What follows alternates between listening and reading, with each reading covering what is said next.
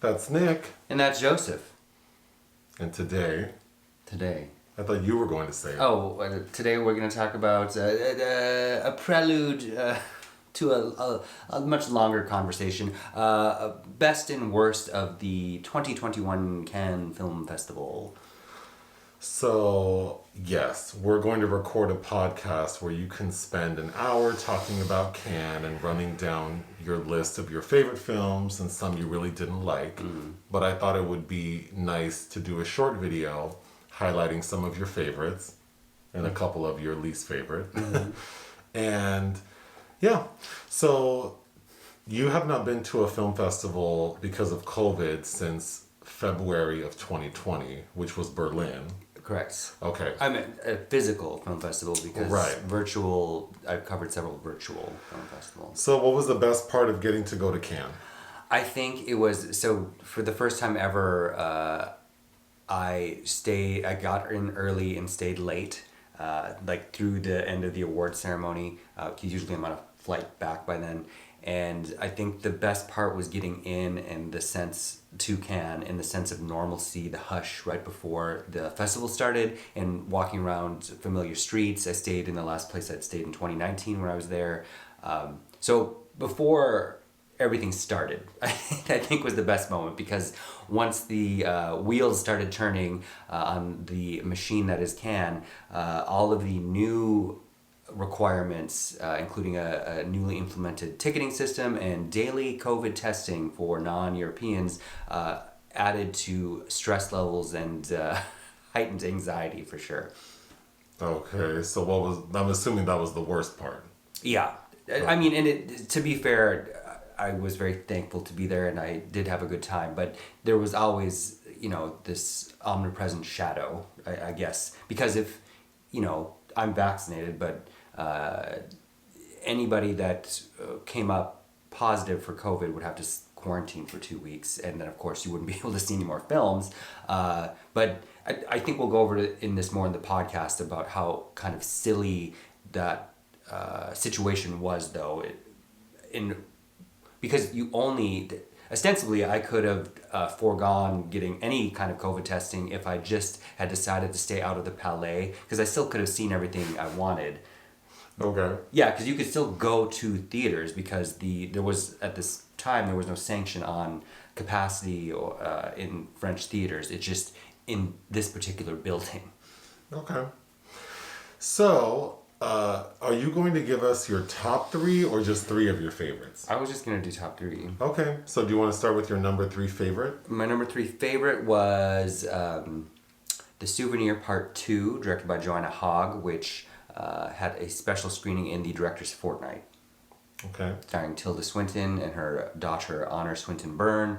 And of course, as the title would indicate, follow-up to The Souvenir, her first film.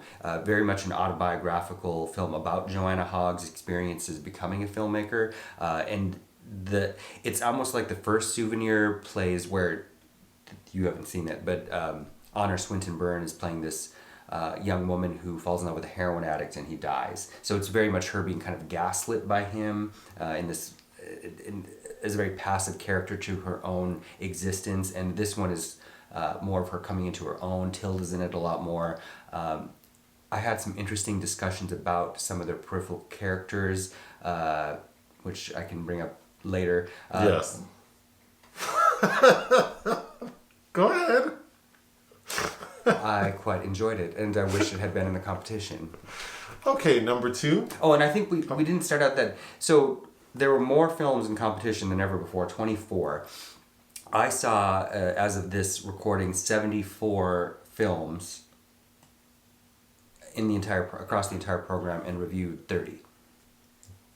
For Ion Cinema. For Ion Cinema. .com. Yes. Number 2. Number 2, the Palme d'Or winner, Titane, directed by... Oh, well... What? No, I'm just kidding. Oh. You ruined it. No, I'm just kidding. You were making a Spike Lee joke. I was, but it's over everyone's head, I guess. No, I'm just kidding.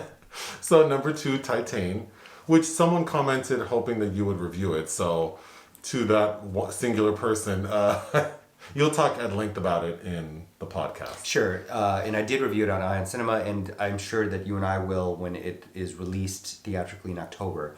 You're sure about that? Oh, Let me hear how you sell it in this little 30-second blurb, and we'll see if I'll be interested. So, Titane, go ahead. It's kind of a queer David Cronenberg meets John Carpenter's Christine. Oh. Yeah, I loved it. Okay. Yeah, it's very good. It's rare that you describe something that. Okay, yeah. So go ahead. Titane. Julie Ducournau, whose first film Raw, which you might also like. I was a little cool on it. Was in Critics Week in 2016, I think. Also has a queer component to it. She's the first. She's the second woman to win the Palme d'Or. The first to win the Palme d'Or that wasn't tied, because Jane Campion, of course, won for the piano, but she had. Back then, they allowed ties for the Palme d'Or, so for some reason, everybody always brings that up about Jane Campion winning, and she had to share it with Chen Kaiga for Farewell My Concubine.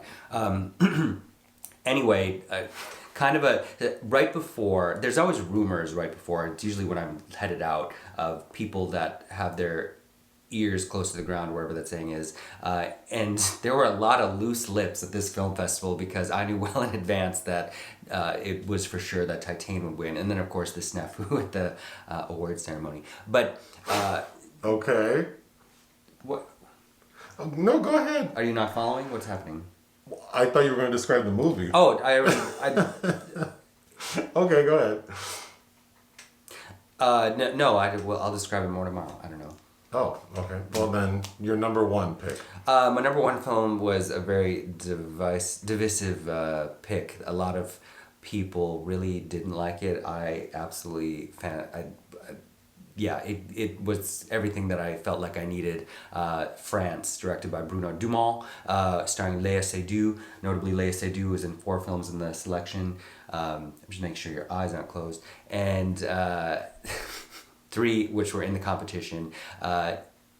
It was booed vehemently, but I was in love with it. It's kind of if you're familiar with anything by Bruno Dumont, he's always kind of way off beat usually, and it's kind of a critique of French news media cycles, but also kind of a throwback to women's pictures of the 1940s. Like I could have seen Barbara Stanwyck playing this television news journalist. Seydoux is fantastic. The score by Christophe, who died in 2020. This is his swan song. Very David Lynchian Twin Peaks. Just an odd melange of all kinds of things, and I really think that it was misunderstood, and people just couldn't get the vibe and the tone of it. But if you're on board with it, it is fucking fantastic. So some films you really didn't like. Luckily, kind of the last. How many do you plan on doing? 3. Okay, go ahead. You told me that this was approved for me to talk about. I just want to be clear that we're doing 3. So go ahead. Because initially, the first half of the film festival, I was like, "Oh, this selection is kind of cool on it," but. I guess Nanni Moretti's 3 Floors I really disliked. I don't tend to like Nanni Moretti anyway, who is, of course, the Palme d'Or winner for The Sun's Room. Should have been David Lynch that year from Mulholland Drive. But just a total throwback to that archaic sense of cinema. It's based on a novel, but it's about a bunch of characters living in the same apartment building, as the title would indicate, 3 floors, and kind of how their lives interconnect. And it's very heavy-handed and melodramatic, but not in any kind of fun or interesting ways. And despite with starring people I liked, like Albert Rohrwacher. So that, of course, was something to get through. I surprisingly really disliked Les Olympiades, aka Paris 13th District by Jacques Audiard. Not that I'm usually the greatest fan of him anyway, but it was written by Céline Sciamma and Léa Maisius, who are notable directors of their own, and it's adapted from across several different graphic novels. Really, what did we just watch? Candicia, where we talked about how this was clearly written by people that don't understand the youth culture they're writing about, and this very much felt like that. I loathed it. It did have kind of a following. I was dreading that it would win something. Thankfully, it did not in my mind. But I really disliked that film. Got it. But by far the worst film at the festival, which was kind of fun to watch as a piece of like shitty camp, was Sean Penn's Flag Day, which of course Sean Penn's last film in the competition was also laughed out of town, The Last Face. But this is on par, equally as bad, starring his daughter and his son in a peripheral and himself. All I have to say is, give me my goddamn Chopin record. It was terrible, and an embarrassment to all involved. Okay, so for the podcast, you'll obviously elaborate on some of these things and add more to your list. Also, there was a debacle with the award ceremony, namely Spike Lee announcing the Palme d'Or winner too soon, and you were there. Yeah, I was there to watch that. So you can provide us with insight on that mess. However, just a note, that was by far the biggest faux pas, but there were a lot of people doing some really wonky shit in that award ceremony. It was a beautiful train wreck. Oh, well, can't wait to hear about it. Is there anything else you want to say? Well, no, just not. I am glad that it will resume in May, because it was very hot in July, getting around and uncomfortable. And also now we're running in 2 weeks is Locarno, which I'm covering virtually, and then TIFF, Venice, which I'll be covering portions of as well. So if you want to hear more about the 2021 Cannes Film Festival, listen to the podcast. yeah, there you go. All right, bye. Bye.